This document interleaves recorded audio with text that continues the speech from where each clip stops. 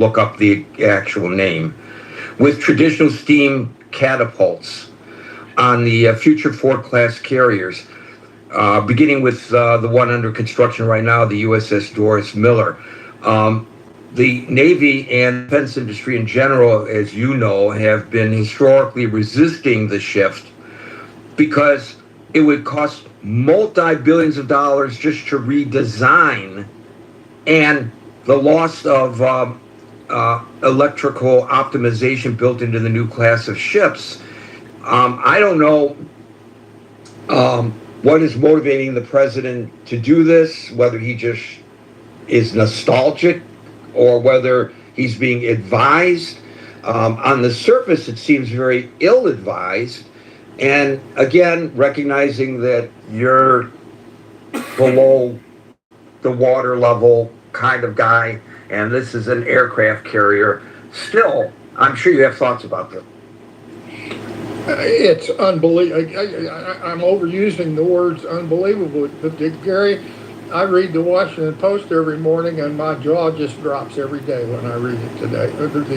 These days, weeks, and months. I am so flabbergasted and astounded. I had my 60th reunion last October, going back to the Naval Academy, and there were probably, we're all in our mid-80s now, graduating in the class of 65, and it was more backpatting, telling jokes, getting reacquainted with people we hadn't seen for 60 years or more, but there was a lot of consternation in the discussion, a bunch of old farts, if you will, about these kinds of things. And now let's talk about catapults on aircraft carriers. We made the transition. It's like a big plunger, and it's got a hook attached to it, and you hit it with a bolt with steam, and it drives that plunger forward, which drags the airplane and gives it the momentum to launch off the ship with enough momentum that it's able, and the airplane is at full open throttles, full power at the moment that the catapult is released, and the airplane launches. Everybody's seen videos of that.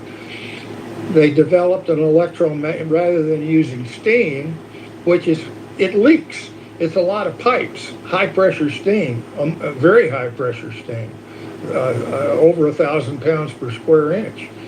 Dangerous. That stuff leaks. You have to replace valves and pipes and gaskets.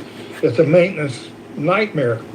And so they went to electric. It's basically an electromagnetic pulse that provides the momentum.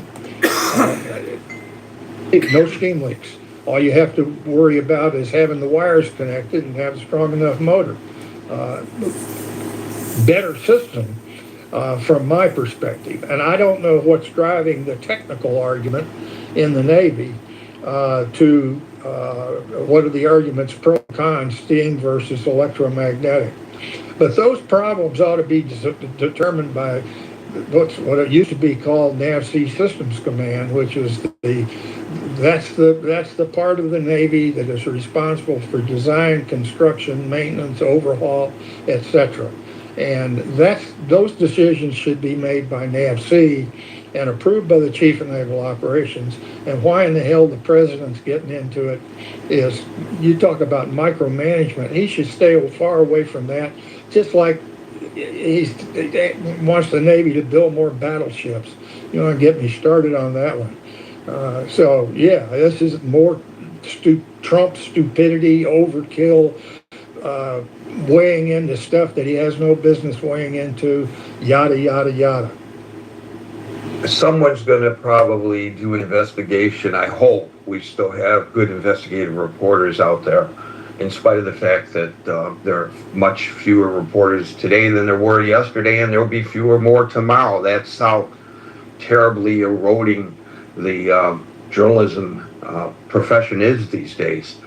But I hope there's still some enterprising, credible people who are following the money to see whether whether there's a financial benefit to making the switch to people who may be close to the president. I don't know, but because of some of the discussion we've had about those kinds of issues, it does come to mind. I'm not accusing anybody of anything. I'm just saying, if I were the editor of the Washington Post or the Atlantic or the New York Times, I'd have somebody on that right now.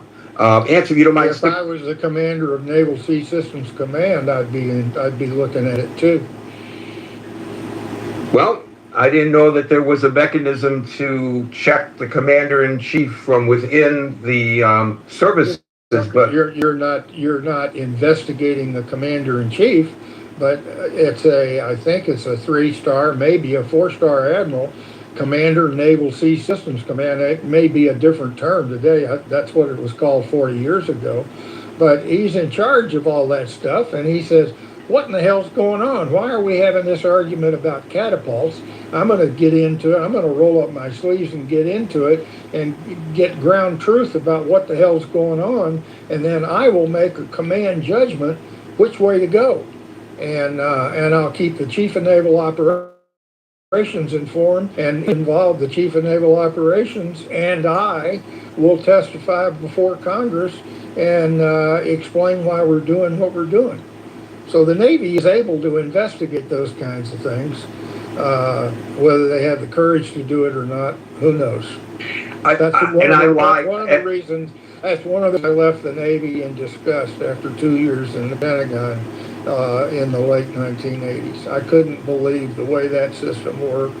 There was never a ninth inning. The arguments just kept going, and this is 40 years ago, and I told influential people, including the Chief of Naval Operations. I briefed him one day and I said, Admiral, in this food fight over force structure in just the Navy and getting the money to build the ships for that force structure, I said, Admiral, in the future there's going to only be 2 kinds of ships in the Navy, submarines and targets. I think that's true today as well. I lied when I said that was my last question, and I know people are anxiously awaiting the opportunity to question you as well, so I'll get out of the way, but I do have a final question, and that is it recoverable? Can the Navy return to the glory of yesteryears, and maybe not even the glory of yesteryears, looking forward to the future, a new more effective Navy, or are we so stuck in the politics, both internally and externally, that we're kind of screwed then? Well, look at the state of the Navy in 1941 and look at the state of the Navy in 1945. Can the Navy resurrect itself? Actually, can the nation unify and provide the resources to rectify not only the United States Navy but the rest of the nation? Yeah, I have enough confidence that with the right leadership and the right political skills, even in our highly divided democracy, that capability still remains within the body politic and within the heart and soul of America. And if I'm wrong about that one, then Gibbons needs to get reborn and write a multi-volume book about the decline and fall of the American empire. Thanks, Anson. And again, I appreciate you giving us your time and your expertise. Scott. Yeah, I don't know how much. I just have a question for Anson. I mean, I wonder, you talked about Trump and some of the battleship enthusiasm and other decisions. I wonder just how much administrative leadership matters at this point. Like, you have Hegseth at the top. I mean, how much does the Secretary of Defense and then the folks under him, the appointees and things like that, how much does this shape logistics, supplies, being overextended, that sort of thing? I mean, to what degree does a really capable secretary and then undersecretaries and people under them and something, to what does that make a difference? I'm curious. It makes a terrible amount of difference. There are plenty of officers that are serving out there at sea right now that are a hell of a lot smarter, more experienced, better trained, you name it, than I was, and I'm sure that there are carefully still private discussions going on about matters such as this. I mean, what is the sense of the Navy's reaction to Hegseth gathering 800 flag officers, generals and admirals, for a shell public chewing out media stunt? I'm sure the reaction was, at least in significant parts of the Navy, just like mine, with the use of a lot of four-letter words to describe our opinions. So it matters a lot, and we are experiencing, not only in the Navy, our Defense Department is in terrible trouble right now under the leadership of Donald Trump and Pete Hegseth, and I blame. I mean, I have to blame the chairman of the Joint Chiefs of Staff. He has not been seen or heard of for some time now publicly, because basically either they created it or the civilian leadership created the decision to go into Iran, and the fact that uniformed bureaucracy allowed that to happen without strong public debate and debate in Congress is a tragedy. I think maybe they're keeping their heads down, folks like that. Exactly. Yeah, I mean, you got to survive if you want to. If you've got 15 years of the Navy, you're invested in it, you're trained in it, you're a band of brothers, you like your job, all the positive things, and you're under a cloud like this today. You hold your breath and you wait for things to change. That's like going to a ship with a really bad skipper. There's not a lot of things you can do about it. You can basically just hunker down, do your job, maintain a profile, and wait for the skipper to leave under normal circumstances after a 2 or 3 year tour. Anson, I'm curious, do you think, I know that Hegseth and Trump are very happy. And supporting cast of civilian leaders and some uniform service leaders as well. I don't know who they are, but it's not just Trump. There's a gaggle of civilians and very senior officers in all the services that are up to all these shenanigans. I just wonder, I know that there's the DEI, right? And they're pretty thrilled that they've... As there should have been. But that's a different argument. They're pretty thrilled with this and what they do. But I wonder, is the reaction to this... sometimes the cure is worse than the disease. And I wonder if this sort of opposition to DEI and this sort of stuff has created another form of politicization in the military, where the reaction to DEI becomes the new politicization of the infrastructure and the commands. Well, do you accept current policy or do you advocate change? That's a political decision, basically.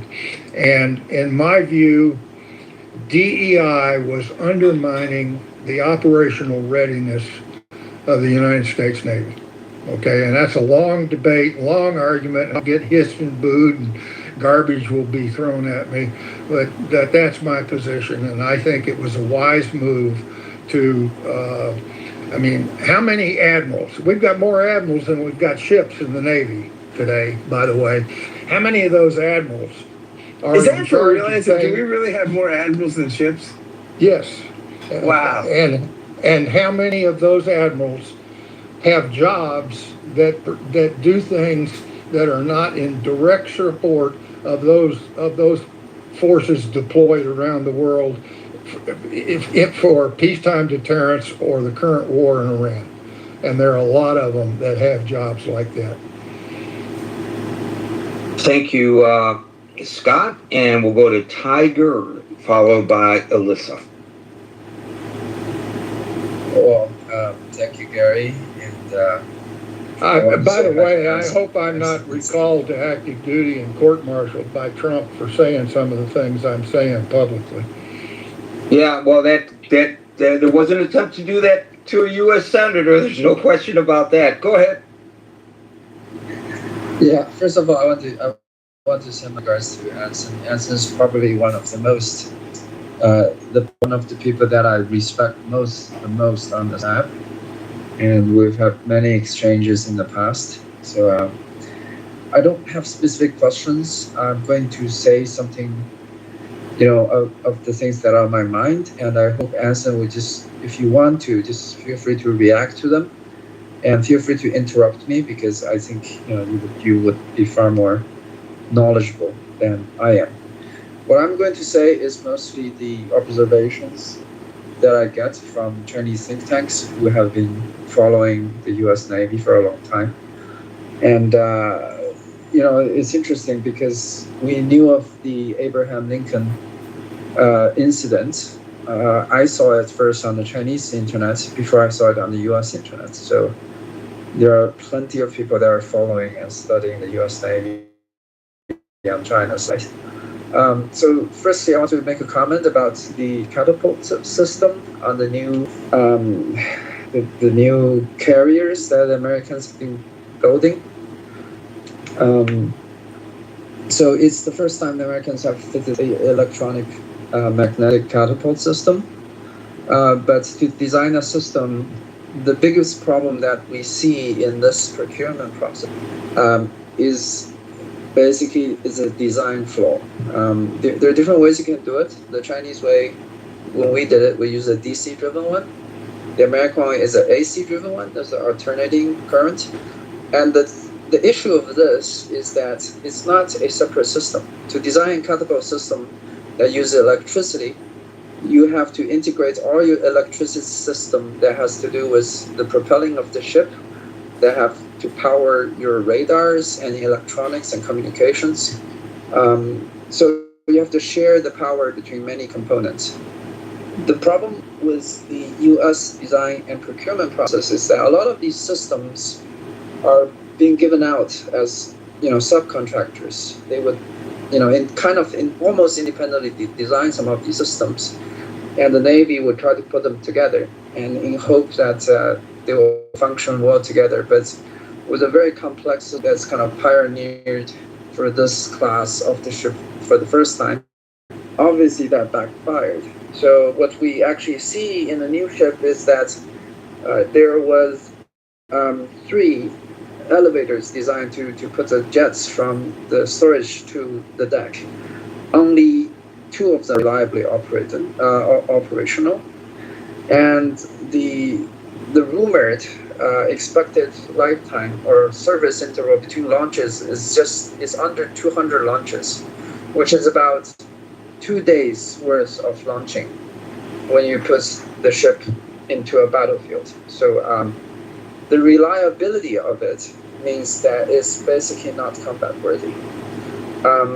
But the trouble, again, is that since it's a system that has integrated with all the other subsystems of the ship, to redesign that system, that would mean you have to redesign your propelling, you have to redesign the power ratings for your radars.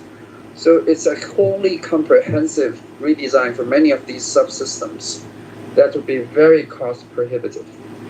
And similar things we observed in the Constellation class that basically was designed to be a cheap revamped ship that was built by Italian design. And we also see some chaos in the requirements set by the, either the Pentagon or the Congress. They kept trying to improve on the design requirements, that they're demanding more and more things from this ship. And they ended up not being able to use the components that were already designed that would actually lead to the cost saving. So it went over budget, over time, and built a ship. The final result of that ship is not very combat worthy based on their own evaluation. So ship cost billions of dollars was only built, I think, one or two vessels before that the program was entirely scrapped. So definitely in the design phase and the procurement phase of the U.S. Navy, and we of course know about the hollowing out of the U.S. industrial base, the lack of capacity to maintain and to build new, as Anson have already alluded to. So yeah, it's a multi-pronged problem that will plague the U.S. Navy.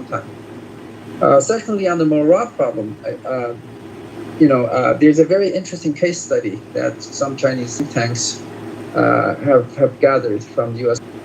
There are a lot of U.S. ships that are relatively new. Like if you look at the photos, you're going to discover that many of the panels on the ship have rust. They have rusty panels. The thing about ships is that all of them will have rust, right? The ships are designed to have some kind of rust on the ship and still function. So the U.S. Navy has made an assessment of the rust that it does not affect the battle readiness of the ship. But as there were more media reports on the rusting of the U.S. ships, at some point, one of the general in the Navy decided to put out a notice to the sailors that they need to spend part of their week maintaining the ship and basically clean up after the rust and reapply the paint over those panels so that they will look newer. But quickly, what the Navy found out is that the on those old ships, new and old ships, some of them are kind of stretched over their design service lifespan. It's so, heavy of a task that sailors are already overworked and they do not have the extra cycles to be able to complete the cleaning after the rust. So that was put, paused because actually trying to clean up the rust itself jeopardized the operational readiness of the ships. Okay, so you through two problems at Anson. I want to give him an opportunity to respond to both of them. One, the powering of the catapult system, and the second, the rusty holes. Anson? Well, I've already provided my perspective on the catapults, and I'm not going to get down into the grass debating AC, DC, or steam power and the design complexities and all that. So it's a mess. The Navy's capable of making those kinds of decisions, and why they're screwing it up now, I have no idea. As far as I will tell you that in my time in the Navy, and I was a deputy squadron commander, and I used to go to sea on ships assigned to my squadron, or force commander, Atlantic and Pacific, and I would inspect ships. And I'll guarantee you, Tiger, a dirty ship is a poorly trained and operationally functional ship. The cleanliness, the maintenance standards have to be upheld. It can be done. It's demanding and very sensitive leadership, but the ability to do that, to keep your ship clean, functional, and well maintained, which can be done. Same leadership skills that are required to not have an officer of the deck that's going to run the ship aground in the middle of the night or have a collision in a high traffic sea lanes. All those things come together, and it's the leadership of the commanding officer. He sets the tone. He sets the tempo of operations. Is he too hard? Is he too soft? Where's the right sweet spot for each individual ship? And that's a very difficult decision to make, but you can see the difference in 10 minutes when you walk aboard a ship. And a dirty ship is not going to be a ship that you want out on the carrier battle group line in the war in Iran. So, but specifically, is there a problem with the construction that's causing rusting? Are you even aware of that issue? Yeah. I don't think that's what you didn't hear me right. Actually, kind of completed the story for me, because I think it's actually pointing to the discipline of the sailors. But it's compounded with the fact that a lot of those ships are harder to maintain now because of their age and things like that. And there's actually a second part where they decided to have another contractor design a new kind of paint that will allow the sailors to maintain the ships less. And in the second part of the story is even that actually didn't turn out very well either. But I think Anson already kind of alluded to what I was trying to get at. But thank you. Okay, yeah, Tiger. I am curious. Maybe I misinterpreted. What causes the ships to rust? Is this a discipline issue, Anson?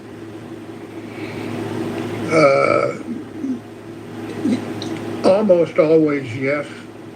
Availability, the time in port to be able to do the maintenance, the discipline and demand, the sharing the load. You pull in port, and the tendency is to let the crew go on liberty and rely on sailors not from the tender or from the shore facility, or even civilians to come aboard and get the ship clean. That's the wrong way to do it. You have to integrate those workforces so that the ship's company is always on the leading edge of doing the things that need to be done in a busy, demanding environment when a warship returns to port. And again, it's a leadership issue. Gotcha. Thank you, Anson. Alyssa, followed by Daryl. We lost Alyssa. Daryl. Well, no, she's still here. Alyssa, followed by Daryl. Real quick. I was gonna add your car. Oh, okay. Thank you, Alyssa. That's very apropos to today's discussion. Daryl, followed by David. Hey, yeah, Gary, can you hear me? No. Okay. So I would like to ask a question as well. So, McKinsey, they're going around. It's McKinsey and Company, which is a large consulting firm, if no one knows it. But there's a video of a McKinsey consultant in 2010, and he was talking about what the implications of an attack on Iran might be, and and it was almost like, a checklist. He said they would likely close off the Strait of Hormuz, and I forgot what the second one was, but the third one was that Iran would likely attack its neighbors in the region. So, what I'd like to ask Anson is, has what happened not been talked about? I mean, you were at the Pentagon. Has what has actually happened, has that not been talked about in rooms? Like, if we do this is likely what would happen. And if it had, do you think that the powers that be simply ignored the advice of the smarter people in the room? Or do you think that do you think they really thought that there might be a different outcome? Well, all of my time, except when I just put my nose in places that it didn't belong voluntarily, the food fight, inter-service and intra-service, the food fight for money between the airborne Navy, the surface Navy, and the submarine Navy, and throw in the Marine Corps. There's enough of a food fight over resources there to consume the energy of, I don't know, the Navy staff. And the whole Pentagon had 25,000 people in it when I was serving there. So let's say maybe 8,000 people on the Navy staff. It was all a food fight over the budget. They were very, very seldom. I never participated in any formal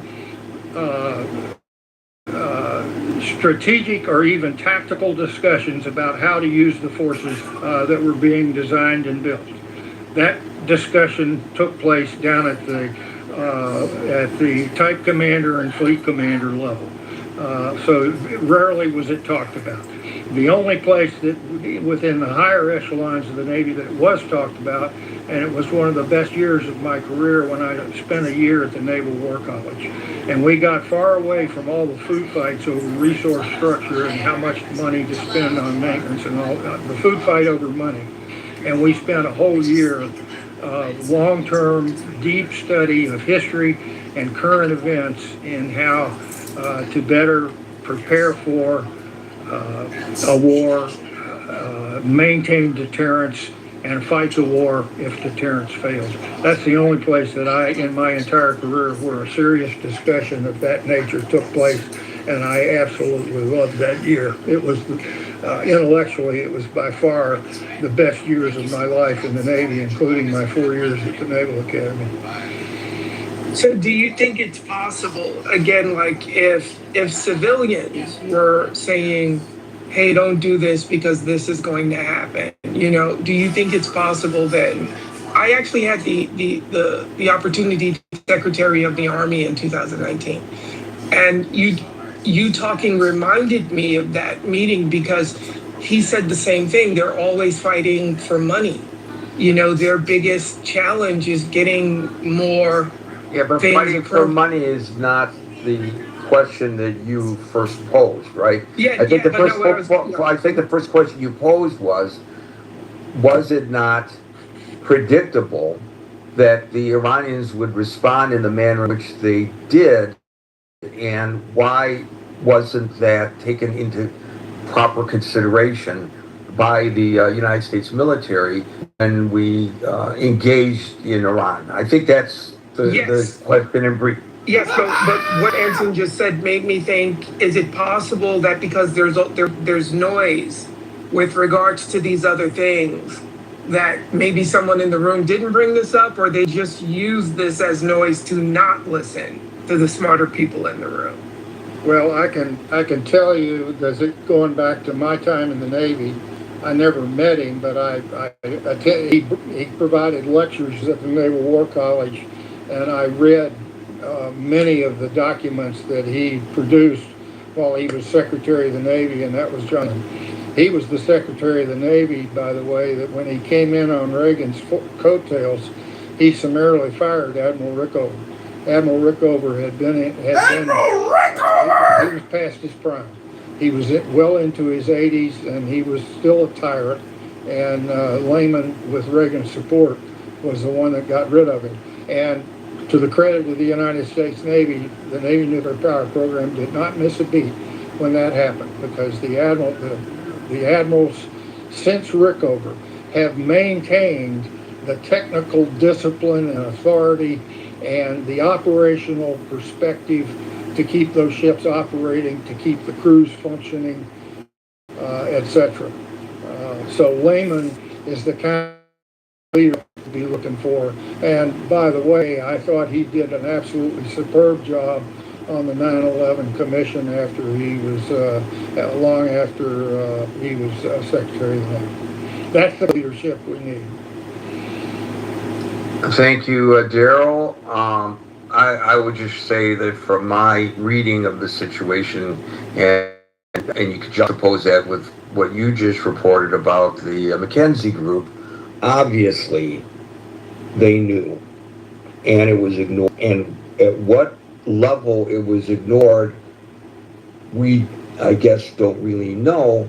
But as we have previously discussed in today's session, the current commander-in-chief tends to micromanage, and who knows, what he may have ignored or jettisoned for whatever reason that he did. But I would suspect, and I would hope that my suspicions are correct, Anson, that the people in charge of military operations, the CENTCOM folks, knew better, but they had to follow their orders from the chain of command.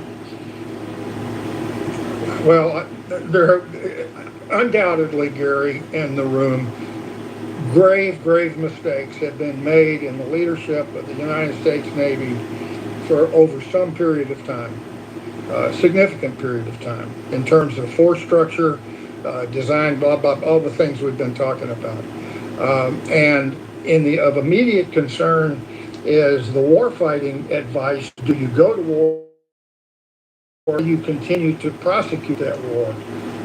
And how that has been managed by senior leadership, the flags primarily, the flag ranks of the Navy, how that has been managed.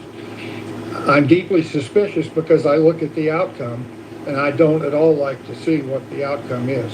So there's got to be some blame to those flag officers within the ranks of the U.S. Navy. But of course, that blame goes to the entire defense establishment and to Congress. Why is Congress letting this kind of stuff go on? Wow, you just anticipated my next question, Nansen. Why isn't Congress, and it could be closed door, I understand some of this can't be discussed necessarily in public, but why are they not holding these flag officers feet to the fire? I know they've had headsets there, but headset is a political hack. I want to hear, if I'm a Congress member, I want to hear from the people who are actually executing the plan and whether they strenuously objected but ultimately followed orders, or whether they had recommended this. Who made these decisions ultimately? I think that's something that congressional oversight, that's their responsibility, and I think you're absolutely right in suggesting that they are abrogating their responsibilities here.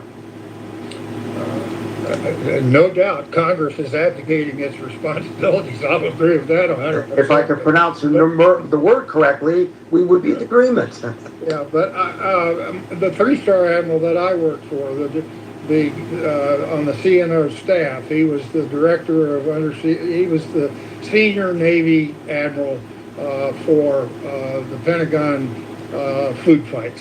And I helped prepare him for testimony before Congress. He got, but you never see or hear those lower level hearings unless it's some sensational sexual scandal or something.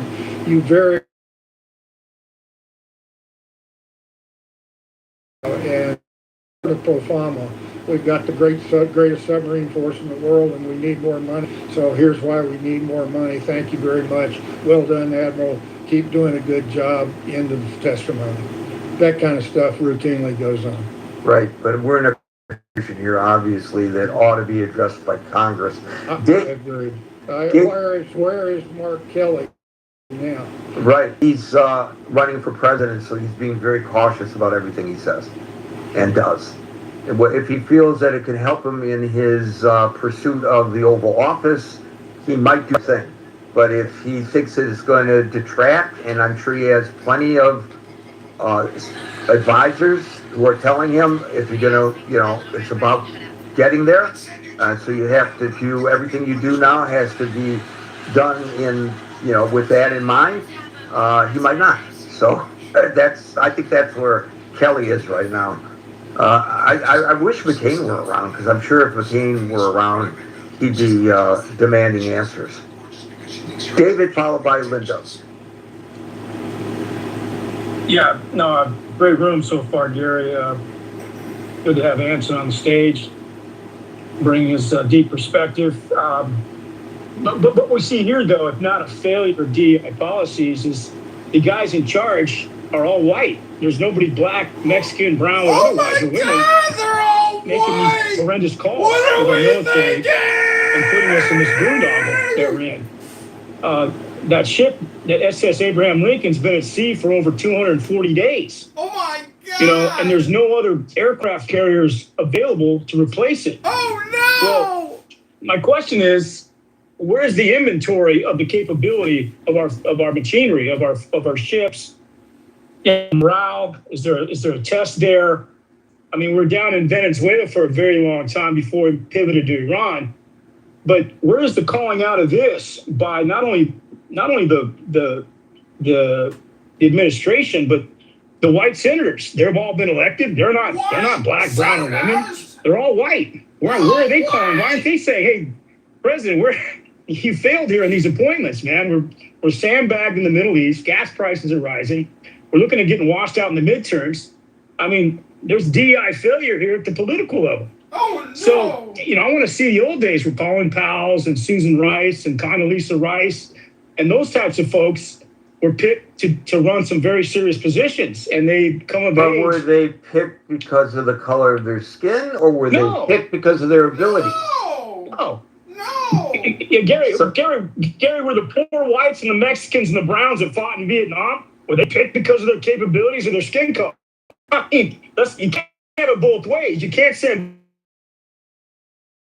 people to the Well, front no, line no, and but poor you're whites but and you're blacks. trying No, I'm to saying, you're trying to imply, I think, and tell me if I'm wrong, that if the DEI policies had been adhered to, more capable people would be making, and we wouldn't be in this quagmire that we are in today. we don't cry DEI when there's white guys at the top creating the massive foibles in the name of our nation and our country. The discussion And we're of the all paying room, price. but the discussion of the room is not DEI. Are you suggesting that if all the white admirals were replaced by minorities, we would not be where we are today? That's what I'm saying, Gary. I'm David, saying Then why you've do you had- raise the issue? David. because you've had the administration champion Why is David the so failures of our upset? military and losing our strength and capability. in the Yeah, world. yeah. And then we I calculated understand that you're trying to make a point, but you know the rule of the room is that we're going to stick to the topic. So if you Okay, have a well- question that sticks to the topic, continue on, I'll move Where on. this is all happening because of white Well, men. part of what's happening to part of what I'm saying is has everything to do with the topic. No.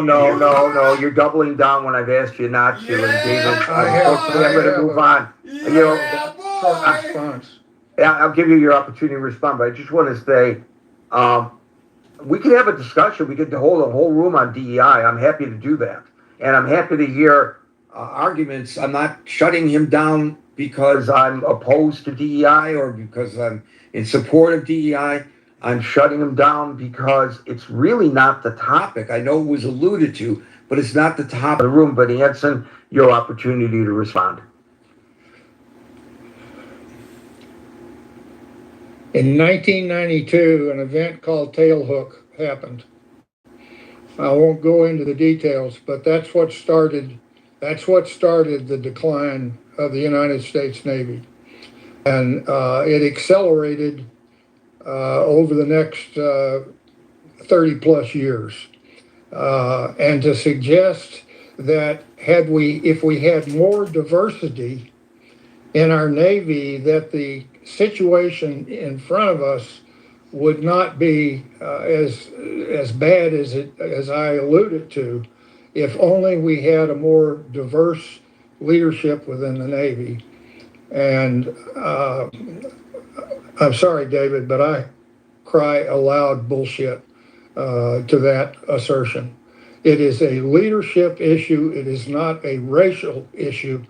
And focusing on race as opposed to leadership is one of the reasons we're in a pickle the way that we're in right now. So there are some kinds, when you talk about tailhook, there are analogies to the culture that prevails in some law enforcement organizations. And as you know, that is in my wheelhouse because I spent a good portion of my career covering the first responder community, and I got very close to the community. I'm pretty aware of the cultures that I saw. And what I found interesting in covering Detroit in particular, from when it was a predominantly white police department to when it later became integrated both racially and in terms of gender. And I could argue that there were absolute benefits from that integration. But when it came to I use the term subculture of the department, some of the traditions that today might be considered distasteful, like tailhook, that culture was ingrained. It didn't matter if the person was white, black, Hispanic, Asian. It didn't matter. The culture consumed them. It's because in order to get along, you want to get along. And so, and until the leaders, as you point out in the military, puts its foot down and puts an end to it, the culture continues. It only stops if there are ramifications as a result of it. So, with regard to tailhook, I don't think it matters much whether it was a predominantly white military or not. I just think it was part of the culture of the Navy at the time. If I'm wrong about that, please do. Well,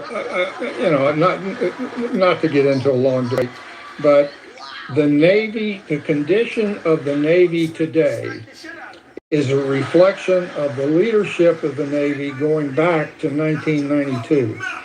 The people that have made the decisions that have been leaders in the Navy for the, what is it, 34 years since tailhook, grew up in a Navy that was reacting to social concerns, reflect the culture observed during tailhook. I agree with you, that culture needed to change. On socialism, social structure, social behavior, as opposed to the merit and of leadership, warfighting skills, etc., no matter what color you are or were. And what we see today is a reflection of that cumulative in the United States over the last 30 plus years. And Yeah, that's the debate I was trying to avoid here when I shut it down. So let's go on back to the topic at hand, and not talk about DEI any further. And we'll go to and I exacerbated the problem. I should have just shut it down and moved on. Linda, followed by Agent. That's it. I don't want to dwell on it, but it did pop in my head because I had to actually study it in a psychology, like sociology class, and how it changed things. But anyway, make a long story short, yeah, I found this story to be kind of interesting just because I had a really good platonic friend years ago that was in the Navy, and he was on the USS Seattle. That boat was decommissioned in 1995, and then he was actually on also the George H.W. Bush, which I think is still active. It's not been decommissioned yet. But yeah, like the ships are getting older, like the maintenance of them, the logistics, and then I've just been reading all about the USS Abraham Lincoln, like stuck at sea with this war with the Strait of Hormuz, and how they're having like all kind of problems with like rations, and mental health has suffered of the Navy men and women like on board. They're trying to jump off the ship, and they've been out at sea for like quite a long time. So I just found the whole thing like just really interesting. Just because like I said, I had a friend that was in Navy, and I got to go to what was that? Work. I got to go to like Newport in Virginia and visit him and meet like women and men that he was in the Navy with. It was just a whole interesting experience, and it's definitely different, being out on a ship like that for months at sea versus being like on land and stuff.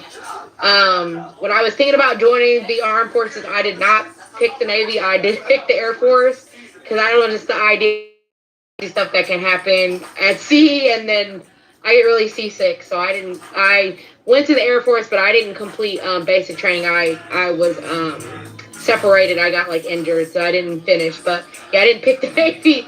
And at the time for basic, women had to like cut their hair shoulder length, and I didn't bring them away long. I don't think they have that regulation anymore. But anyway, I just found the whole story to be quite interesting, and I'm just thinking like there's so many engineers and logistics people and officer and like I guess like high ranking people that I would hope that there's enough intelligent people in the Navy that can figure this out and resolve their problems.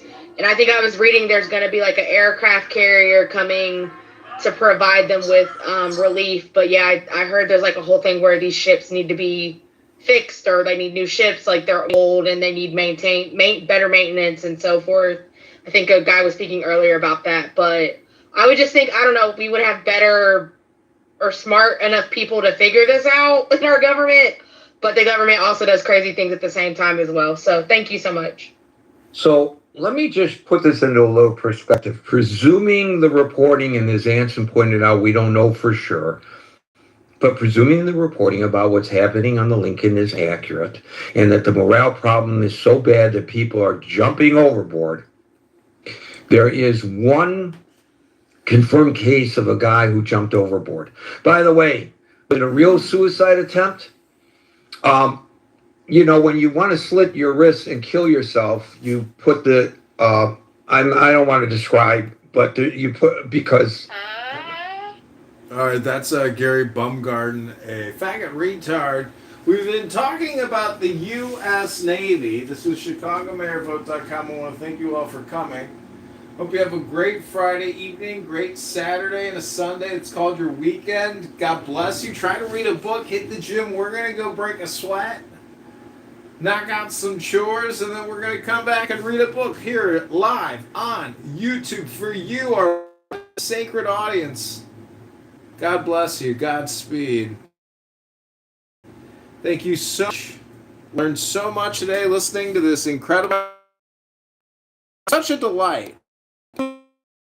Inspiring, uplifting.